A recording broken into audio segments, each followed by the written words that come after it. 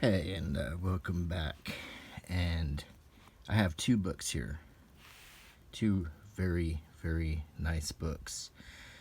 Both concerning Fantastic Beasts, The Crimes of Grindelwald. The first one is The Art of The Crimes of Grindelwald, written by Dermot Power, with a foreword by Stuart Craig. And this one is The Archive of Magic, the film wizardry of Fantastic Beasts, The Crime of Grindelwald, written by Signe Bergstrom and designed by Mina Lima. And this is definitely probably the prettier of the two. This is put out by HarperCollins, as well as this one. And just briefly on the back, on the blue book, it says, "Step inside the world of the talented art departments who, led by Academy Award-winning production designer Stuart Craig, were responsible for the creation of the unforgettable characters, locations, and beasts from the eagerly anticipated next chapter in the wizarding world."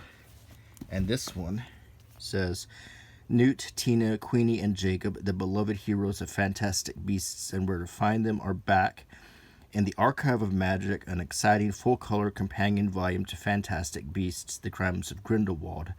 Readers are transported behind the scenes of J.K. Rowling's wizarding world for an enchanting close-up look at Newt Scamander and his colorful trove of cohorts, beasts and wizards alike, alongside familiar names from the Harry Potter universe, including Albus Dumbledore and Nicholas Flamel, as they face off against the evil forces of Gellert Grindelwald, one of the world's most powerful dark wizards.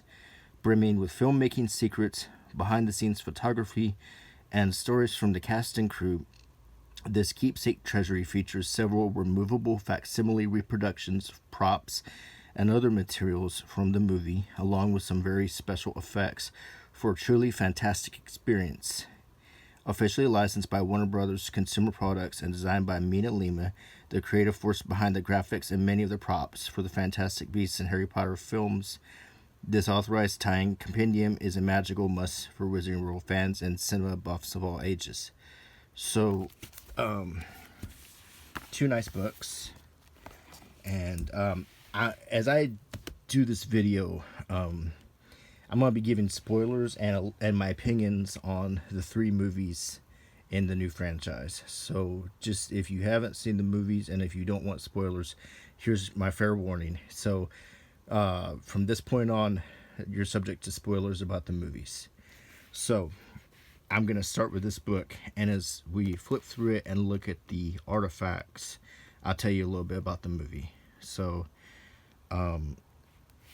it opens with a magnetic cover. See? Very nice. And as soon as you open it up, there's a notice. And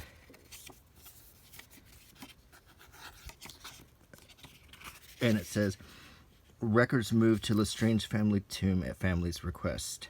So this is Leta Lestrange is one of the characters in this movie. And she's obviously a relative of Bellatrix Lestrange from Harry Potter. So the inside cover is very nice. And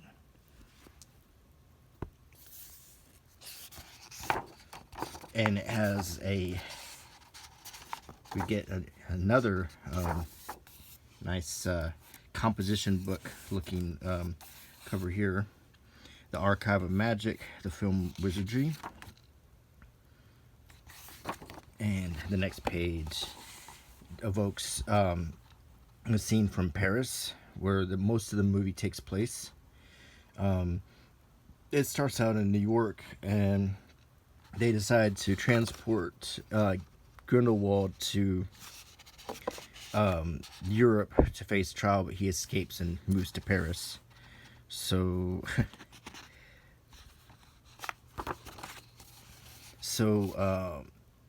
it also takes place in London. Then we have mostly Paris. There's a little bit of Hogwarts. And as you can see, the book is broken up between these sections of the movie. So Jude Law plays Dumbledore, as you can see, and Zoe Kravitz plays Leta Lestrange. And I think Jude Law was a great pick for Dumbledore. Of course, Eddie Redmayne, brilliant actor who plays Newt, and this is Credence, played by Ezra Miller, and this is Dan Fogler, who plays Jacob, and William Nightline, who plays Yusuf Kama. So, and Johnny Depp, who is currently, as this video is being shot, has been going through some crazy trial with his ex-wife Amber Heard. So here's a picture of Newt and Jacob, stalwart buddies. Jacob is a muggle and Newt is a wizard. He's called a nomad because he's from America. The original Grindelwald, well, in the first Fantastic Beasts, he was mostly played by Colin Farrell, and in the end, it's revealed that he's Johnny Depp. It's a little weird because if you watched the last two Harry Potter movies, Grindelwald makes an appearance, but he doesn't look anything like this, which I thought was interesting.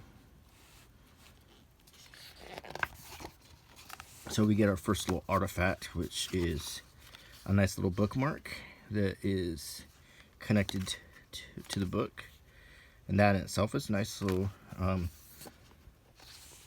little thing to have here.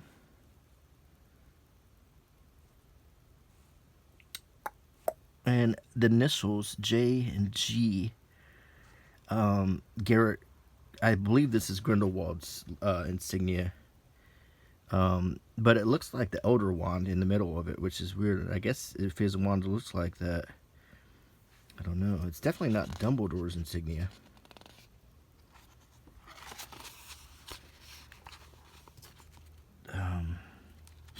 I thought Johnny Depp did fine. Now, in the new movie, he was replaced because of this whole Amber Heard business with Mads Mikkelsen. So, most people are not complaining about Mads Mikkelsen. He's a great actor. Like they said, Mads Mikkelsen, you got no complaints. But still, it is not so good when they change actors midstream. For some strange reason in the movie, they decided to transport Grindelwald on a coach pulled by Threstrals. Why they did this, I don't know. It seems like they have more efficient ways to move wizards, and he escapes in a dramatic opening scene, and he turns up in Paris. So we get a little flashback to broomsticks that we don't really see at all in this movie. Here's some of Grindelwald's acolytes, Rosier, Abernathy, and Crawl. These are just bad guys in the movie that are kind of extras. We get another artifact here. It's a certificate of adoption, and this is Credence's certificate of adoption, and that's a great little prop. So you find out, spoiler alert, that he's a Dumbledore. The story of how he makes it to America is absolutely stupid, but I guess I'll tell you. He was the... Okay, let me back up. Leta Lestrange's father had a bastard child, and then she was tasked to transport that child to America on the Titanic. But the child was crying too much, so she switched the child with another child on the Titanic, who just happened to be a Dumbledore, and then the Titanic sank, killing little Strange baby. But now Credence is a Dumbledore, so it's really stupid. And then they even retconned it again in the next movie, changing what type of Dumbledore he is, like from Albus's brother to like his nephew or something. It's really dumb. This shows some swatches of fabric as they're doing costumes. And I got no complaints for the details. I got no complaints about the actors. Eddie Redmayne, man, he just gives 110%, no matter how stupid the story is. Even in this last movie, he tries his best to make something good out of this. Here is another prop. A Ministry of Magic identity card, and this is, oh wow, look at that. How cool is that? I mean, it's a, was that ventricular? It's Newt's identity card, and that is so cool. I really, really like that. See, the props, in my opinion, books like this are just so much fun because of props like that. So that I really like a lot. That I just made up for the $6.99 I paid for this book at Ollie's. Gunnar Grimson. I don't even remember who he was in the movie. There was a lot of new characters they introduced and then they sort of forgot about by the next movie. Here's a great picture of Newt in London. Lita Lestrange is Zoe Kravitz, who was pretty good in what's the last thing I saw her in? Oh, there was a movie I watched just recently that she was good in, and now I can't remember what it was. Oh gosh, it'll come to me. It was something recent. Oh gosh, I hate that. My memory. But anyway, she was great as. Then they kill her off. I mean, she's barely in the movie. She pops up. She's like, "Hi, Newt and your brother. You both love me. I'm gonna die." She has a very small part. This is Theseus Scamander, Newt's brother, who is just a fine character and a great actor, but they just don't give him much to do except to sort of tag along and be like a foil a little bit between Lita and Newt, but not much of one because Newt doesn't really seem all that attached to anybody except maybe Tina, who this is a great city scene. See, details like this make the movie highly watchable. It's just such a stupid story. Building a city, we get to London and how they're making London of the 20s, which is very cool. Like they made New York of the 20s in the first one. And I just want to point out real quick that the first Fantastic Beasts was a phenomenally good movie.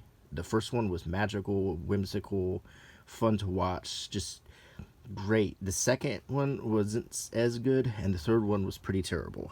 So that's where we stand. And I feel sorry for everyone attached to this, because this should have been such a great thing. They just messed it up.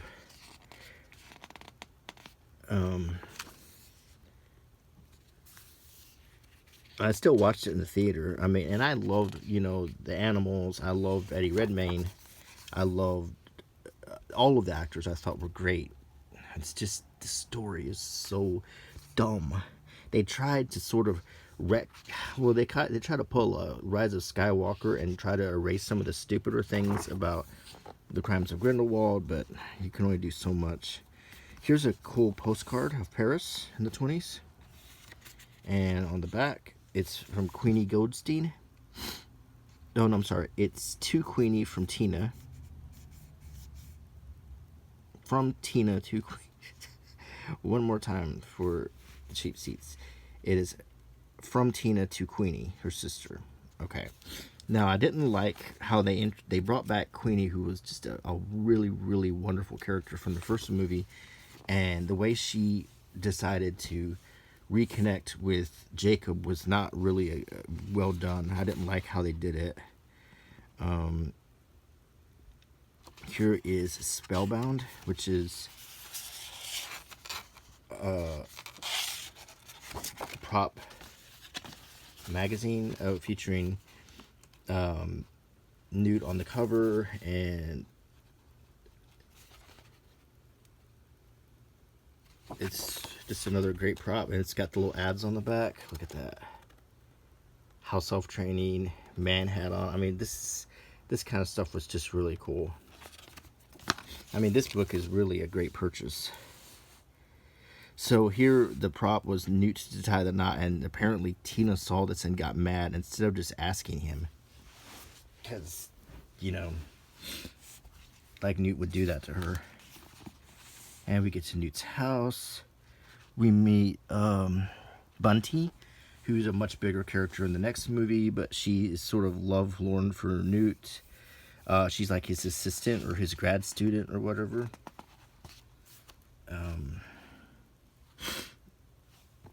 Here we get some labels for products, which is really cool. And they've done it like it's the 20s, which is really nice. Nice effect.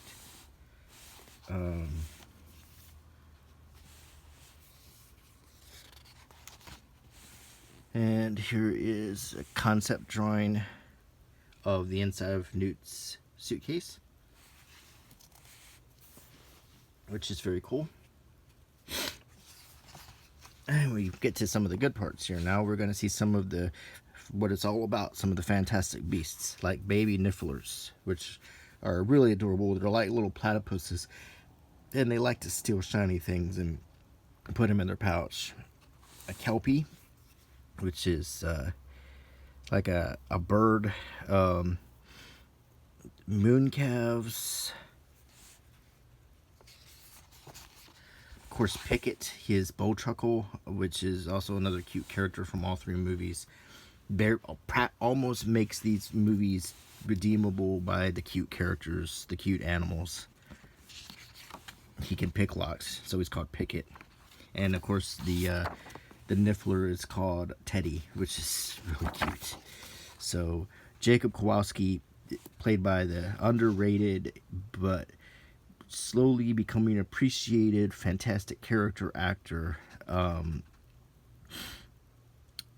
my gosh, Dan Fogler. And he was in Fanboys, one of my favorite movies.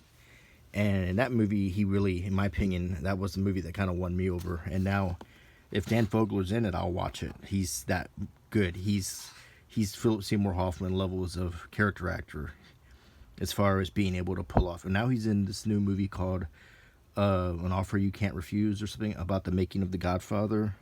He plays Francis Ford Coppola, I think, and I really, really want to watch that. Because, I mean, I think everything Dan Fogler's in is good, or he makes it good. And you can say the same thing about Eddie Redmayne. I mean, just two great actors.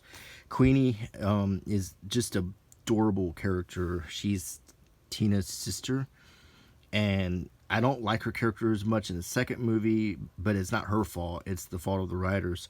But she is this sort of flapper girl and kind of a Betty Boop type, and she's just really fun to watch, and the actress makes her great. So Queenie and Tina are really both good characters matched up to play off of Newt and Jacob, and I think the chemistry is great with all of them. We get some green screen visual effects. Port key to Paris. See, why didn't they use a port key to transport Grindelwald? See, little dumb things like that just don't make sense. Or flu powder or whatever. Then we get to this interesting part where they're in Paris and they go to sort of like a circus sideshow kind of thing. And where we find Credence. We catch up with him from the first movie where we thought he had died, but he didn't. And he's living in a circus. And this is a little snippet of it here. New York City to Paris. So we get a little bit of New York, and then we shift gears and go to Paris. Place Cachet. Lots and lots of details, obviously, that were put in here in this store here. That so many details you probably can't even see on the screen, but you can see them in this book.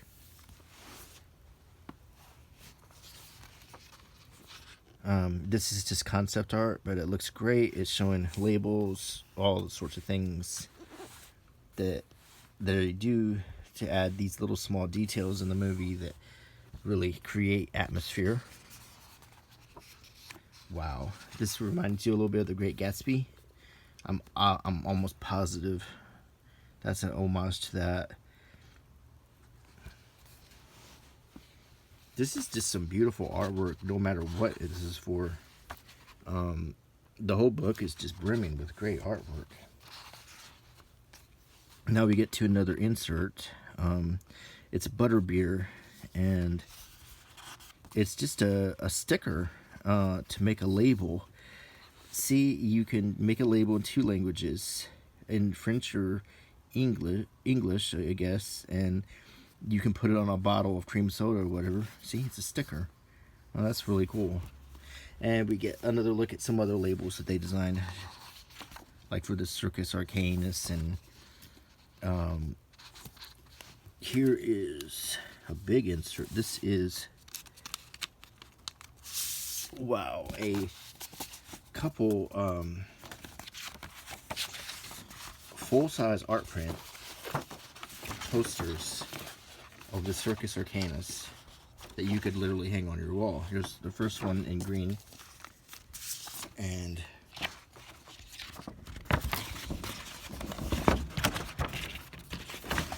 the second one in gold.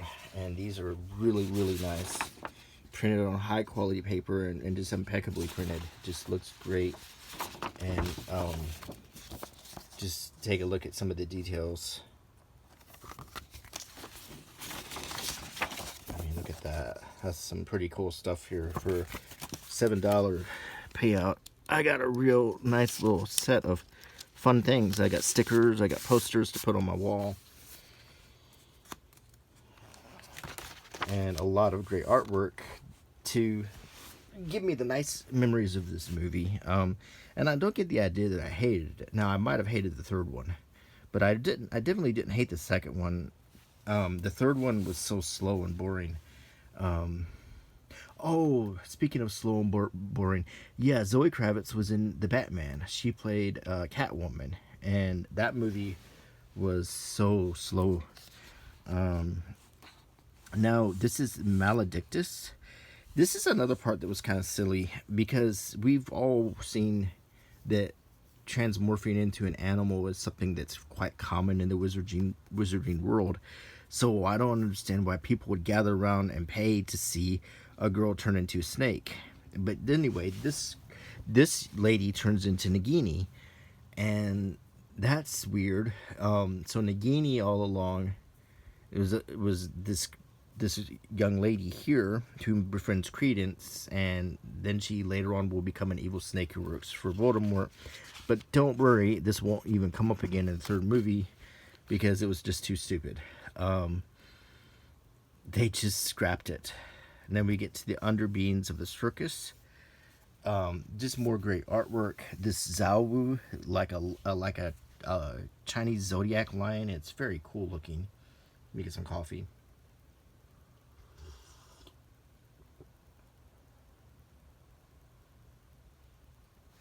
Yeah, just some other creatures here. The Kappa, the fire drake, like a little dragon, an oni. And you know what? You can tell that they put a lot of love into this section of the movie, the Circus Arcanus. They really did. Here's some more. An RR ID card for Tina. She walks around in this movie wearing like a big leather trench coat. I'm not exactly sure what they were going for. They made her much darker, and in the third movie, she is barely in it. I mean, she has just a cameo, which is sad, because if you liked Tina and you liked watching her play off Newt and the electricity that created, it's not even in the third movie. Yusef,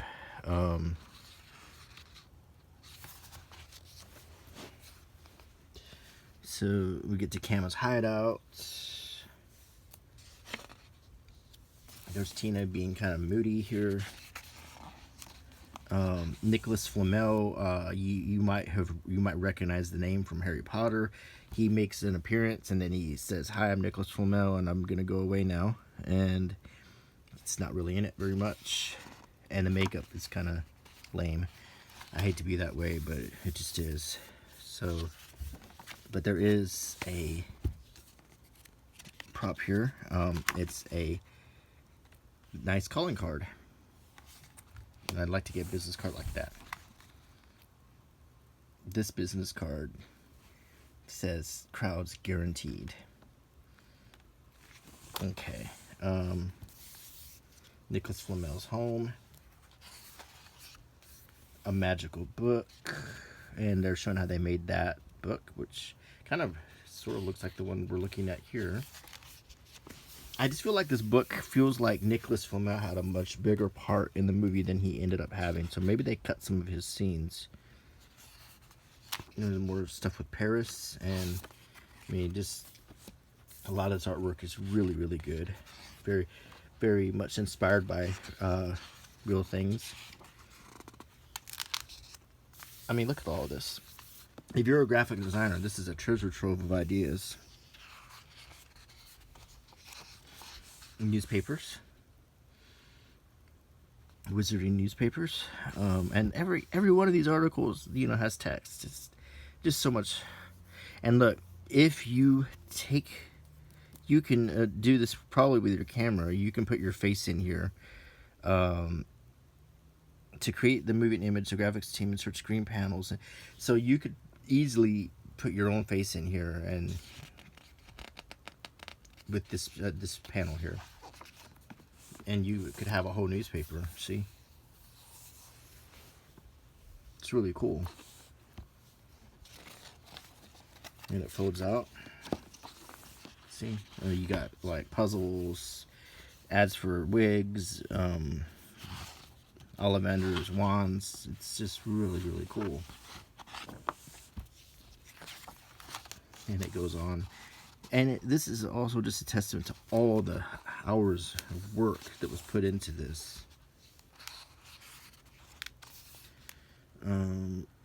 More of the special effects.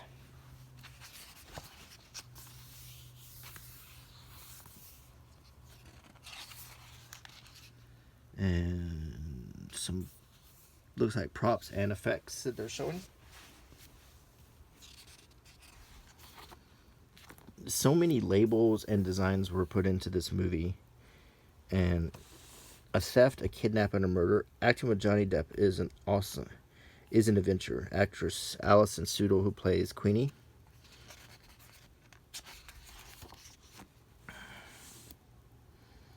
Records room.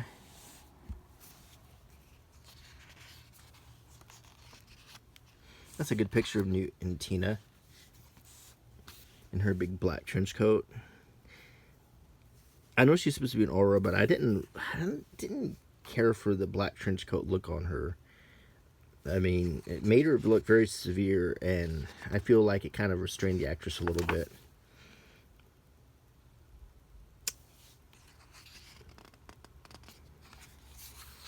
And we get to Albus Dumbledore. This is the Return to Hogwarts section. And that was a little bit of member berries for Harry Potter fans.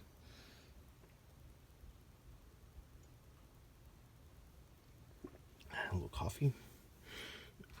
And we get to meet, we find out that Minerva McGonagall is also like 100,000 years old, because she's a grown woman and already teaching in the early 20s, which seems a little weird. I think that actually doesn't go along with the continuity. Here we get some Slytherin students.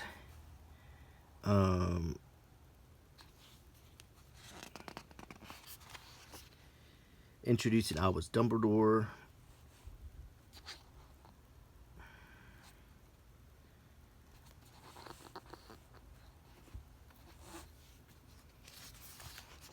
Jude Law, and once again, he's another one of those actors. It's like, it's Jude Law, you got no complaints. He's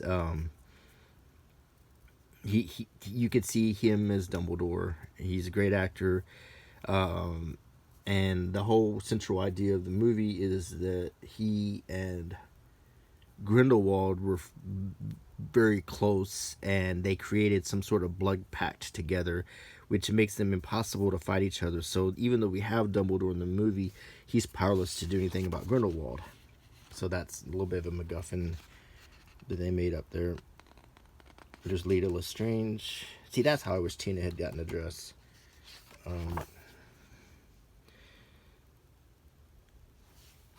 And Defense Against the Dark Arts classroom. We got a little glimpse of that.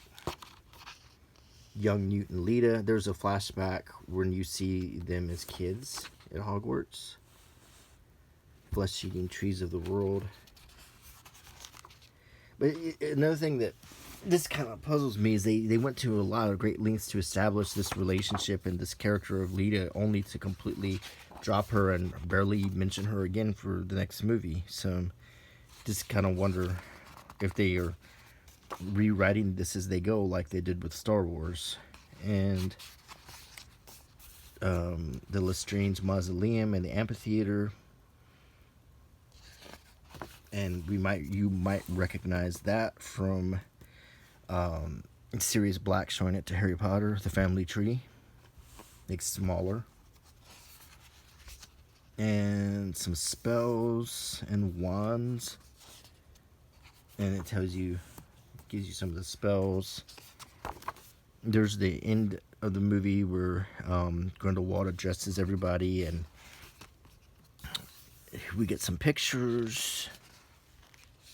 For some odd reason, Queenie decides to join Grindelwald, which makes no sense because she's in love with a muggle and Grindelwald wants to kill muggles. I don't understand it.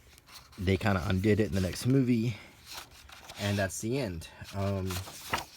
So this was a pretty nice book, and it has some very nice little artifacts in it, so it was $7 well spent.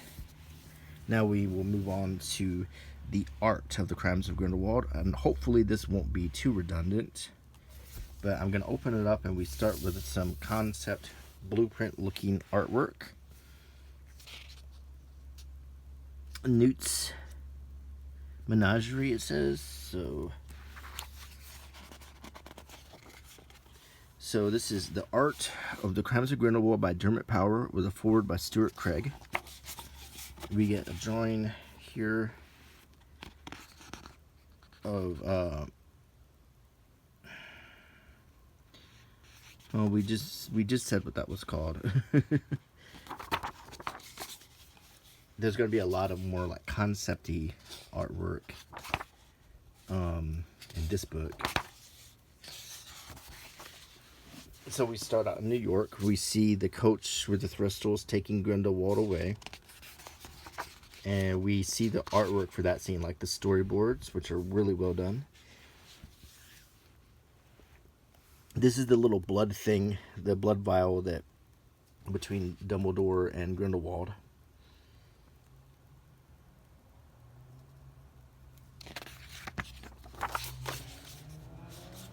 Oh, Fast and the Furious. They must always participate in my videos. Thistles. And we get some models of the coach. Get some detail. Look at the crazy details they put on it. I mean, that wasn't even visible in the movie. This is a little lizard friend that Grindelwald had, and he ended up killing for some reason, just to sort of establish that he's a baddie. Didn't really make sense. It also didn't make sense that he actually had already escaped, and the whole escape was actually sort of a red herring, and he ends up just freeing the person who was pretending to be him in prison. It's really strange. So we get some more close-ups of this cute lizard that Grindelwald kills. He like tosses him out of the coach. Now we get to London and some artwork. We see Newt right here. Everyone else is obscured.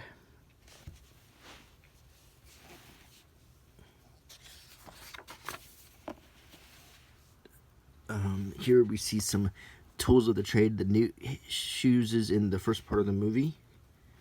In the design stage here in the book. There's Newt communicating. Here's some more artwork too. Here we have a lower and older skyline looking in particular at the historic area around Old Spitalfields Market for this style of architecture.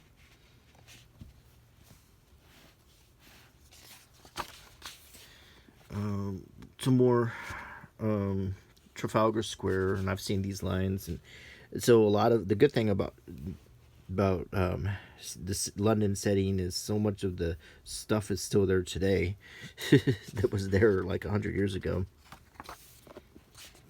There's Newt again, And there is Big Ben, Parliament, and the Thames River.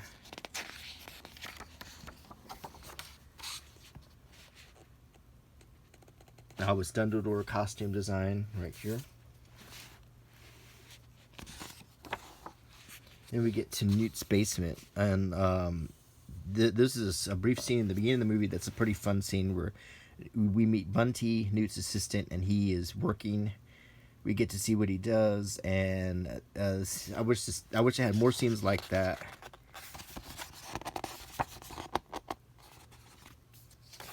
Okay, this is the exterior of Newt's home.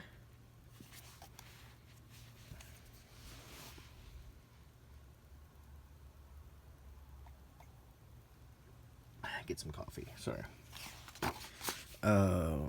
Newt's costume, which pretty much looks like the first movie. This is the maze of stairs and kind of MC Escher like Newt's workplace, and all of the different environments where his creatures live. And then here's a concept art of that.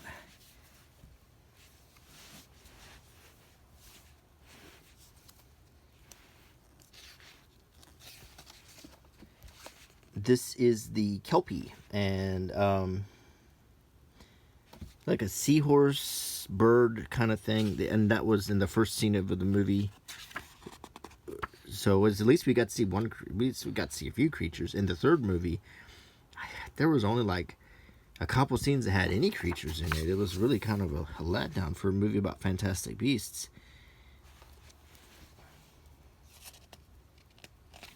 Newt's basement still, swimming with a Kelpie. And I guess this is just different ways they were thinking about doing it. This is the Muskrill. And they went into a lot of detail to create this creature. The Pygmy Kraken.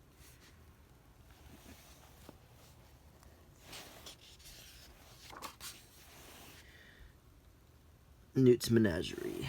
So we see some green screen, and then we see how the effect is achieved. A mooncalf planet. This is an example of deep design, a bit like method acting. The mooncalf planet that has now crashed down into the lake would never be seen except partially through the window behind Jacob's head, but it provided the logic for the mooncalf's appearance and behavior as seen in the two smaller concepts. They would have to swim across the partially submerged causeway and shake themselves dry after hopping up on the window ledge, gazing at Newt and Jacob. So, once again, you're seeing a lot of work that was put into this. Baby Nifflers. And they have different, they're like different little furry colors and everything. Nifflers are one of the cuter aspects of these movies. Of course, Teddy is Newt's Niffler. The Augury, which looks like a cockatoo and a bird of prey. A lot of concept drawings of that.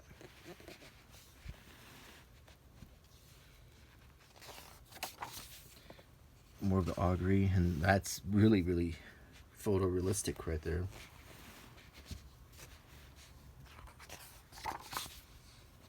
This is the Lucrata, and I want to say, and correct me if I'm wrong, but isn't Lucrata established in the Dungeons and Dragons as a monster, like an ugly sort of deer-like thing?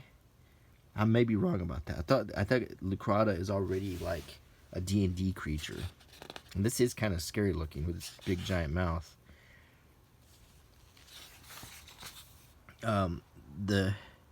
The herd beast, which looks like a bison,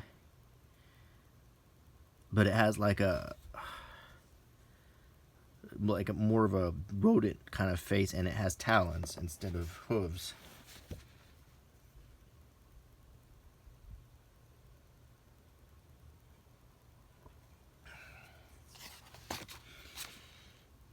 Mad Eye Owl. That would be cool. Like Mad Eye Moody. We were asked to come up with IDs for injured beasts, and I thought it would be cool if we had saw how Newt had made a Mad Eye Moody mechanical eye for one of the patients. If that was in the movie, I need to go back and look, because that's just really cool.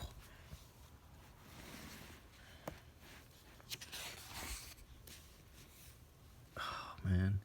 The main part of the work was developing the idea of the creature and how this guy can move and jump. I used a photo of smoke and transformed it along the contour. So they used smoke and they turned it into like a creature. And that's a really neat idea. Which this, if you look at photographs of like microscopic sea or ocean organisms, they tend to they look like this. And they're also luminescent, you know, they glow. So now we're going to get to some good stuff with the Circus Arcanus that was just probably so much fun to create. Because there was so many different posters and artifacts and creatures they could come up with for this scene.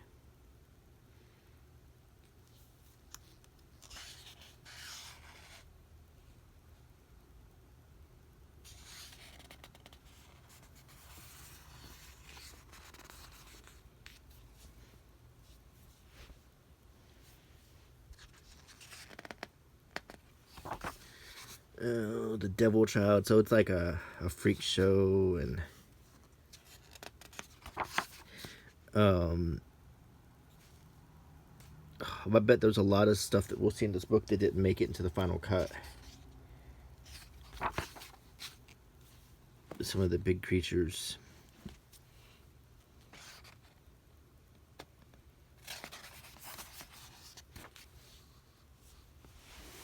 Wow, they put a lot of detail into this. Look at this.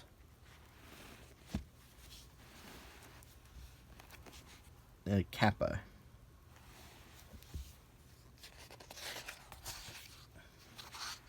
The Circus Kappa right here. And then some different concepts.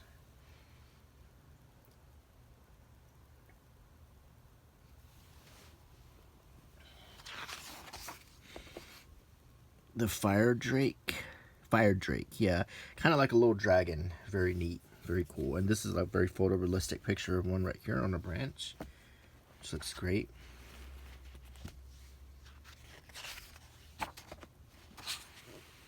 Wow, and different ideas. Look in this cage. A Zawu,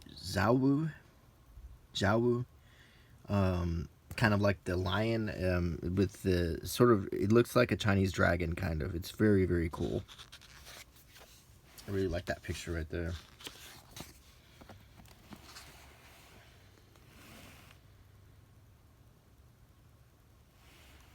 Kind of the no mask kind of looks like that too, like that style of theater, Japanese theater.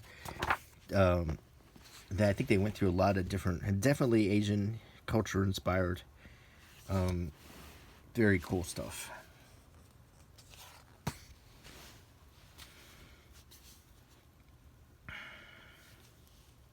This image depicts the Xiaowu trapped in its cage, sad and scared. You can see the tentacles of its mane are slick to the beast's body. When the Xiaowu's temper flares, so does its mane, but here they are limp, reflecting its spirit, which is just sad to think about.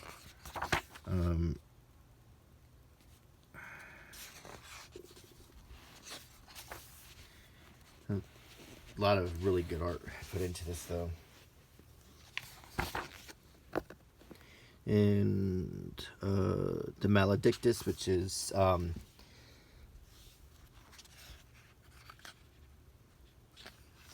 she changes into a snake. Nagini.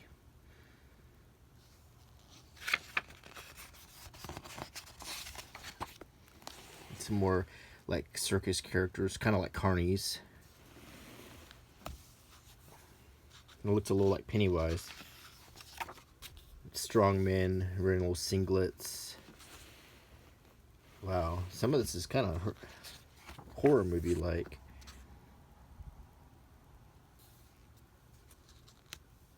Can take its head off. I feel like they could have had more fun with that circus scene.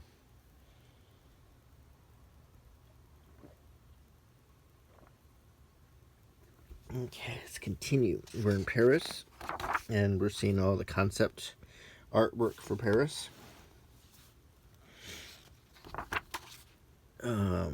There's Credence, Barebone.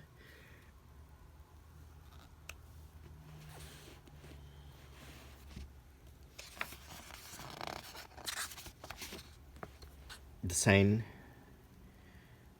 River. I walked down next to that river. River Seine. Me and Mary were walking down, and we saw like a tunnel coming out to our left, and then we saw like stuff like all over the tunnel, like tributes and memorials and stuff, and it turned out that was the tunnel where Princess Diana was killed. We just happened upon it. The Alma Tunnel, I guess it's called.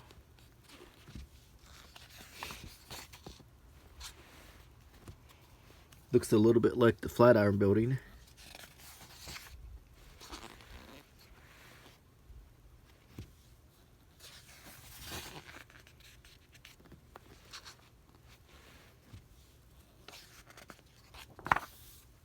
And we see some green screen put to use to create, probably to block off, if they're filming it on a real street, to block off modern stuff.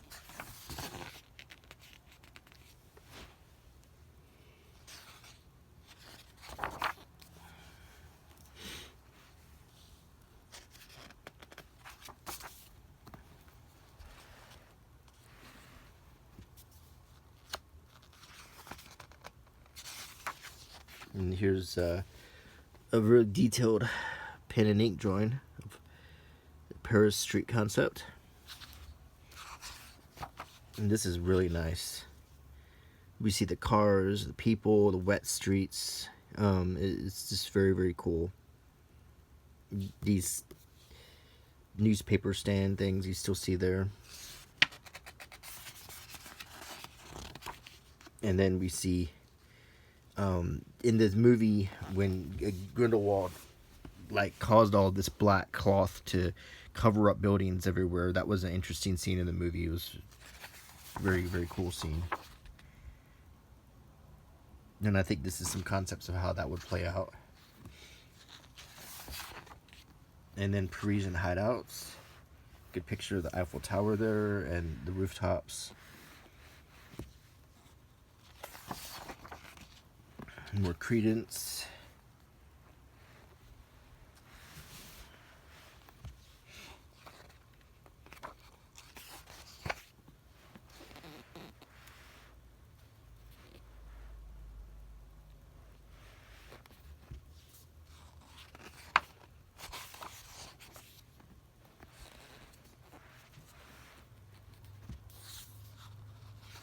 Nicholas Flamel's house.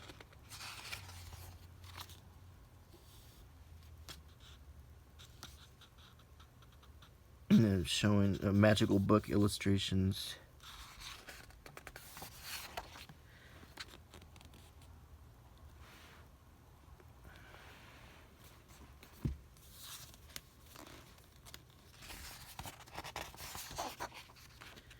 I think this is more Nicholas Flamel concept. Flamel's laboratory. This is the concept integration with the art placed on top of a film plate of Grindelwald's emblem, which appears during the crystal ball vision sequence at Flamel's house.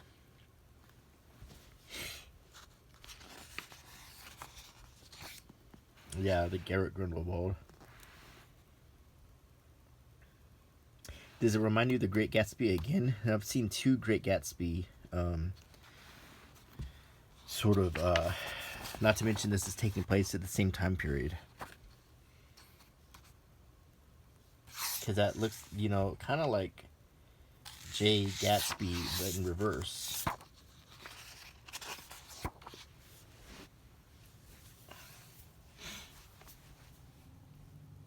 This is Kama's hideout. Kind of looks like the Paris sewers.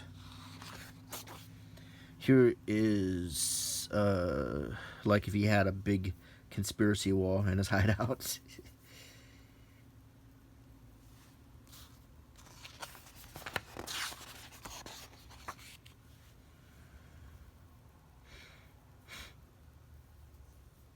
Ooh, look at his eye.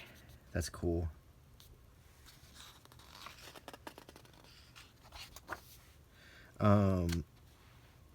This concept Grindelwald watches is his acolytes carry coffins to the thrustral-drawn carriage. This was a set extension and was inspired by the grandeur and scale of the architecture of an actual Parisian street. The Boulevard Haussmann. I created a 3D model repeating elements characteristic of the architecture and then painted it. The idea was that the boulevard continued almost to infinity. Ooh. This is... when I was in the catacombs, there's skulls that had stuff written on them, and there was another thing I saw. It was a movie about a witch where they would write stuff on skulls. That's a real thing.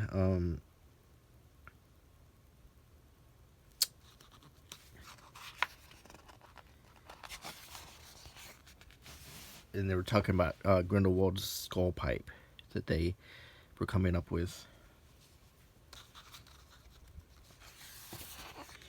Excuse me, I'm sorry. I hope that didn't freak you out. Hogwarts. Let's get to some... Oh, we got some... we got all the brooms that we barely see, and all of these wands. And let's just kind of pan through all of the different wands.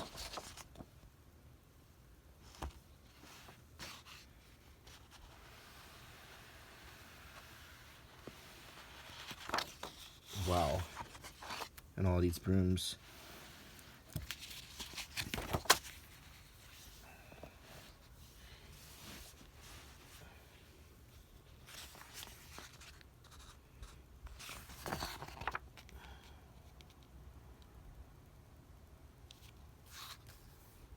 And these are some really cool three-dimensional looking drawings here. More like blueprints. And this is all about Hogwarts. They're showing stuff you probably recognize. And the Minister of Magic Affairs of France. And there's our heroes, Tina, Queenie, Jacob, and Newt.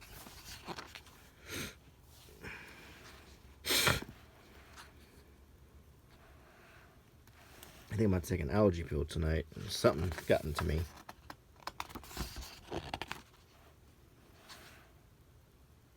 Warning posters for Newt Scamander. Wow. That's crazy amazing.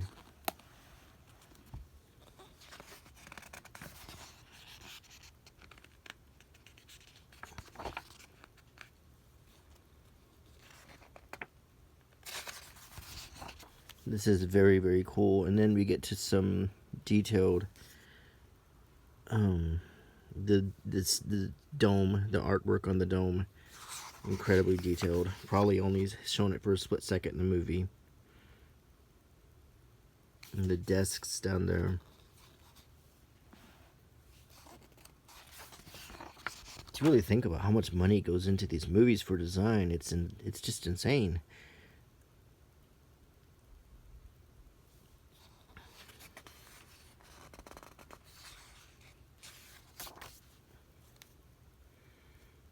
Wow.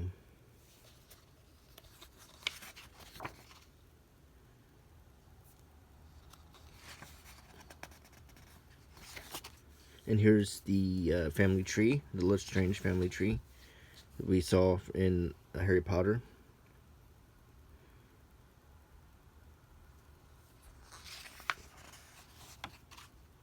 These cats appear in the end of the movie. They're kind of like attack cats. It's kind of a funny but scary scene.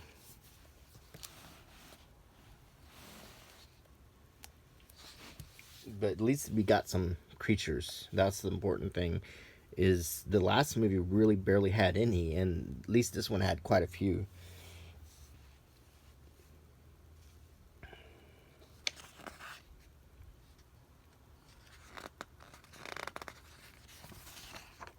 That's really cool. Photorealistic.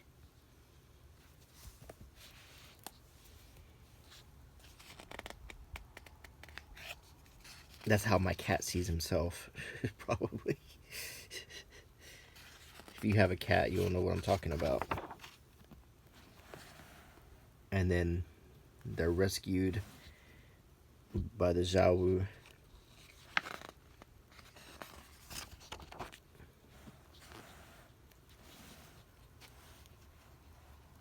Kind of like Buckbeak rescue. You know, the sort of, kind of, you feel sort of sorry, and then it rescues them after it gets freed. The Rise of Grindelwald.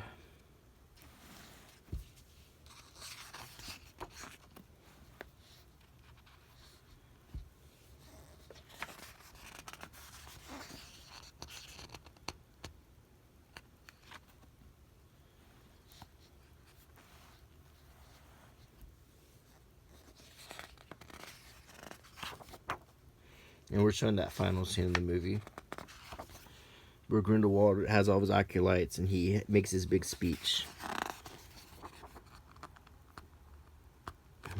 These tombs.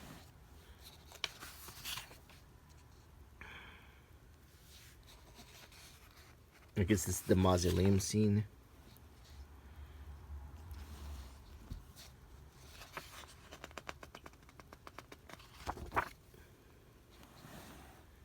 A lot of work went into this movie.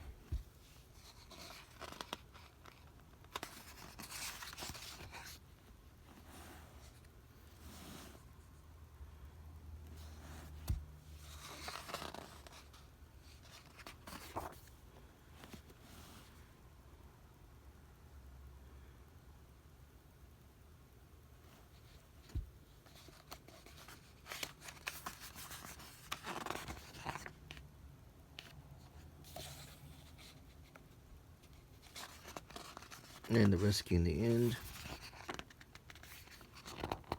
There's Grindelwald, kind of like he was conducting an orchestra with all of his magic. That scene in the end, Johnny Depp kind of chewing the scenery.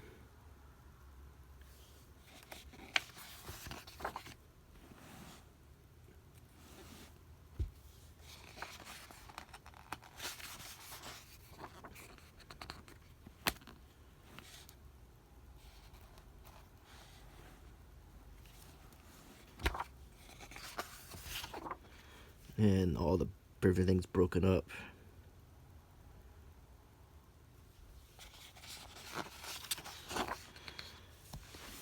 And that's it. So, some more blueprints, and I think here is a fold out in the back, like a bonus. And it is a really, really lovely poster of the dome. Look at that, and it's metallic, well printed. That's very nice. Like, you could pull this, it's perforated, so you could pull this out and frame it. It's beautiful, beautiful piece of artwork here. Just a nice bonus. And that will wrap up. So I showed you 2 books, and I will once again show you my favorite thing in this one, which was this right here. I think is the coolest little artifact. The Jupiter finger, the Saturn finger, Apollo finger, Mercury finger, his identity number. That's just so cool. Newton Artemis Phytos Scamander, Beast Division. Yeah, definitely the coolest thing.